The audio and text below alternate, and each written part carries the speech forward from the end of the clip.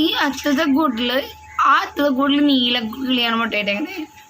ഈ അടുത്ത കൂട്ടിൽ ഈ ആഷും പിന്നെ പച്ചുള്ളി എന്ന് പറഞ്ഞുണ്ടോ ഇവനുമാണ്. ഈ പച്ചയാണ് ഇതിനുള്ളിൽ മുട്ടയിട്ടേക്കുന്നത്.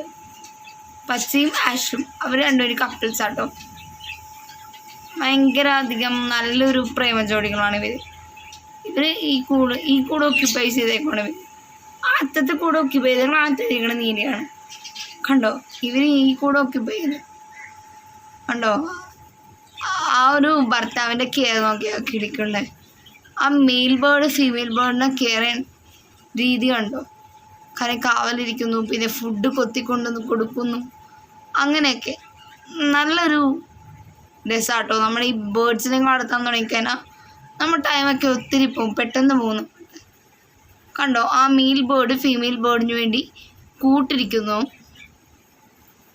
എന്ത് രസമല്ലേ ആ കാഴ്ച കാണാനായിട്ട്. അപ്പോൾ ഇതേപോലെ കുറേ നല്ല സ്റ്റോറീസ് ആയിട്ട് ഞാൻ ഇനിയും വരും. അപ്പോൾ it's me signing off from my YouTube channel Daffodils. Take care, bye. കണ്ടോ hi, see how it feeds the female bird.